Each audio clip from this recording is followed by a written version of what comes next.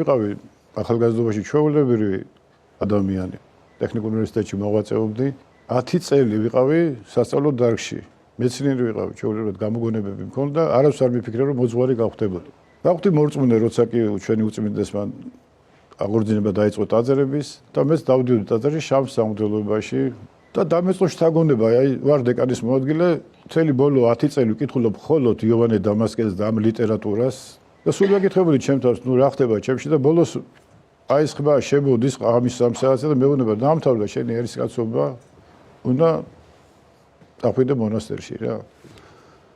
და ეს ეტაპობრივად დავტოვე ყველაფერი და წავედი მონასტერში დიდ მარხვაში. ეგიდან რომ ჩამოვედი, დიდ ღრომში ეკლესია შენდებოდა, მიმიყვანა უწმინდესმა, მოატანია ნაკურთხი წყალი, სახელი მამა მერაბი, დიაკონი ვარ. სწრაფად ააშენე ტაძარი, ამას ყველაფერი გამოუვა და ისეთი მადლი გადმომეცა, რომ წამოვედი, ესე იგი სამებიდან, ხო? ვიგზენი რომ სულ სხვა ადამიანი ვიყავ. ამის მერე დაიწყეთ ხატების წერა. ამის მერე დავიწყე ხატების წერაც, იმიტომ უწმინდეს სხვა ეს მადლი აქვს თვითონაც. ეგ ხატების წერა, როდესაც დაიწყეთ, როგორც ხდება, ანუ ხატების წერის შემდეგ არის სასწაულები, რომელიც არის ბავშვებს უკავშირდება. ანუ აი ეს როგორ მოხდა ამის დაკავშირება? უწმინდესმა გახვალ მინდორშიო მითხრა და აშენებო დიდ ეკლესიასო, წმინდა ნიკოლოზის სახელობის იყოს ტაძარიო და დიაკონი ვარ რა. ხარისხი არა მაქვს მეტი რა. არ ჯვარი არა მაქვს, არც მრევლი არა მყავს. აი ხლა მინდორში დადექიო მითხრა უწმინდესმა და ხანჯრები კორპუსები ხო არის გარშემო, სადაც დაინახავ იმ კორპუსები, რომელიც ამ მინდორს გადმოსქერის. ყველგან დადი და გადაიხადე პარაკლისებიო, საჯამთელო, წმინდა ნიკოლოზის ღვთისმშობლის და დავდიოდი ასე მოსახლეობაში და დაიწყო წარმოიდგინეთ ხატება დიაკონის იმაზე, რამოდენიმე ხატვა დაიწყო მირონის დენა. ჩემი ლოცვაზე მე ვინ ვარ? ხა ღმერთის წყალობით და უწმინდესის მადლით რა თქმა უნდა. მოდის ერთი მრევლი უკვე, ახალი მრევლი და მეუბნება, მამა რა მადლიანი ხართო რა. 8 წელია შვილი არ ამყავსო რა. და თქო რომ დამლოცე იქნება რაღაცა მოხდეს და სამთვეში გეყოლება შვილი. ასე დავიწყე რა. მოდის ეს გოგო სამთვეში დაფეხმძი და ამ 8 წლის განმავლობაში რამდენი არის ამ 8 წლის განმავლობაში ჩემი ვარაუდი 3000-მდე, მაგრამ აი წიგნი მაქვს წამოღებული, რვეული, უბრალოდ სადაც 500 ოჯახი ტელეფონები დაფიქსირებული, რომელიც მოვიდა ჩემთან და ნუ ყველა საინტერესო 52 წლის ქალბატონი 19 წელია. მანდ არის ყველა ის 3000-მდე? არა, 500. აღარ ვწერ, რომ დაზრე არ აქვს. ორი შვილი ყავს თითქმის ყველა. აი სოფო მოიყვანა 5 შვილი ყავს. არ მიგვირდა ეს ყველაფერი ეს რო ხდებოდა. ვიცოდი რომ მე არაფერი შუაში ვიყავ. ერთ დღესაც შეიძლება ეს მადლი წამერთვა, ასე რა, თუ სუდად მოვიქცევი, ხო? არის ესე შემთხვევაც რომ საზღვარი ცხოვრობს, ვერ მოდის ფიზიკურად მშობლები, უშვილო წყვილი. მოდის დედამისი ან მისი დედმამიშვილი უგზანი ხას მე აქვიწყებ ლოცვას ჩემ ტაძარში. ეს კითხვა უნდა დამისვა ზუსტად მაინტერესებს, იმიტომ როგორც ვიცით, არა მარტო საქართველოში, არამედ საზღვრებს მიღმა ადამიანებს ეხმარებით. არის ეს შემთხვევა რომ ესე იგი არ მინახია მშობლები, ხაც უგზავნი, ვიწყებ ლოცვას, იქ ვაგზანი ესე იგი ხას და ტელეფონით თუ დამელაპარაკებიან და ნუ შედეგი არის. იტალიაში იყვნენ ხელოვნური ქონდათ სამჯერ გაკეთებული ორი ადამიანია ესეთი რა. არ ყავდა შვილი კი მე 12 წლის შემდეგ შანსი არის შვილი არ გეყოლება თუ ყავთ. მეორე წიგნი მაქვს, სადაც შენარჩუნების ლოცვებს ვკითხულობ, რომ თქო რომ შეუნარჩუნდეს ნაყოფი რა. არის ქუთაისში წყვილები.